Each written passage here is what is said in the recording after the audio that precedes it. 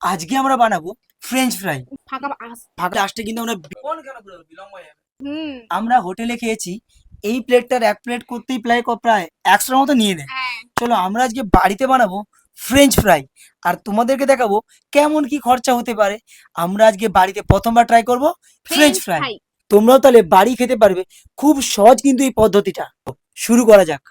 তো প্রীতি অলরেডি আলুটাকে ছিলে নিয়েছে, আমি তোমাকে আলুটা কাটিং করে দেখাচ্ছি। দেখো, একটা এটার জন্য কিন্তু মেন বড় বড় আলু নিবি, লম্বা লম্বা, তাহলে সব থেকে দেখতে একদম বেস্ট লাগবে।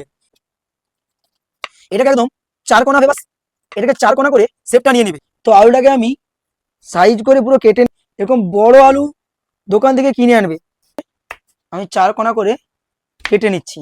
দেখো কত সুন্দর সাইজ হয়েছে, দেখো এই দেখো, এরকম লম্বা লম্বা আলু নিবে, তাহলে কিন্তু সাইজ একদম পারফেক্ট হবে। দেখো, আমাদের স্যার আলুটা ভালো করে কেটে নিয়েছে। এইবারে এটাকে ভালো করে ধুয়ে পরিষ্কার করে নিতে হবে।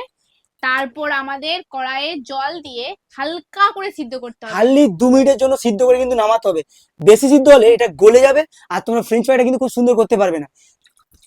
জলটা গরম হয়ে গেছে, চলো এবার এটা একটু দিয়ে দিয়ে দেবো। দেই।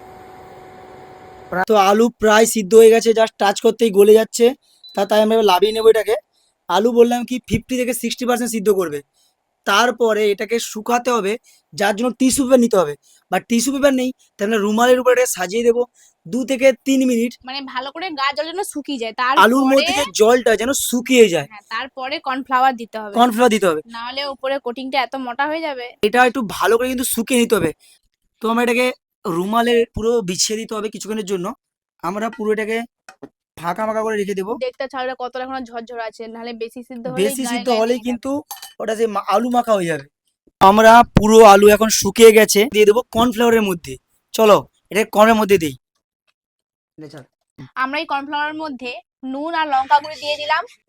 এর উপরে দিয়ে দেবো আলুগুলো। একটু নাড়িয়ে নাড়িয়ে যাতে এর গায়ে হালকা করে কর্নফ্লাওয়ারটা লাগে। দেখো এইভাবে তোমরা ধীরে ধীরে করবে, তাহলে দেখো কিন্তু একটাও আলু কিন্তু আমাদের ভাঙছে না। এর মধ্যে দিয়ে দিচ্ছি, আর একবার ধীরে ধীরে আমরা নাড়াবো, যাতে এটা এর মধ্যে যেটা বেশি যদি একটু কর্নফ্লাওয়ার থাকে সেটা যেন ঝরে পড়ে যায়। জলটা তো করা আছে। আমরা এবার দিয়ে দেবো তেল, আর তেল দিয়ে আলুটাকে ভেজে নিতে হবে কিন্তু। চলো তেলটা দিই কড়াই। আবার আমরা আমরা ধীরে ধীরে করে একটা একটা করে দিয়ে দেবো। তো সুন্দর ফ্রাই হচ্ছে, আর কিন্তু ধীরে ধীরে করবে না, পট করে এটা মুচমুচে লাল হয়ে যাবে কিন্তু। দেখো যখন এরকম হালকা হালকা লালচি কালার চলে আসবে, এটা আমরা তুলে নেবো। আর লঙ্কা গুঁড়ি ছড়িয়ে দেবো, তাহলে দেখবে পুরো ফুললি একদম দোকানের মতো দেখতে লাগবে। তো ফাইনালি আমাদের ফ্রেঞ্চ ফ্রাই মানে বাঙালির আলু ভাজা রেডি। তো আমরা টেস্ট দেখো, করে দেখবো আর এবারে। ওপরে একটু আসো দেখাচ্ছি, তুই আমরা একটু ফ্রেঞ্চ লঙ্কা ফ্রাই। গুঁড়ি আর একটু নুন গুঁড়ি ছড়িয়ে দিয়েছি। দেখো যেহেতু ঝাল ঝাল লাগে, আর একটু নুনটা আমাদের কম ছিল যার জন্য নুনটা দিতে হয়েছে। একটু কেচাপ, টেস্টটা এবার কেমন লাগে দেখতে হবে।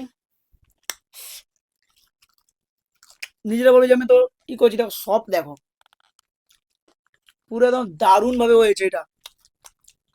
হুম, ক্রেজি। ক্রেজি।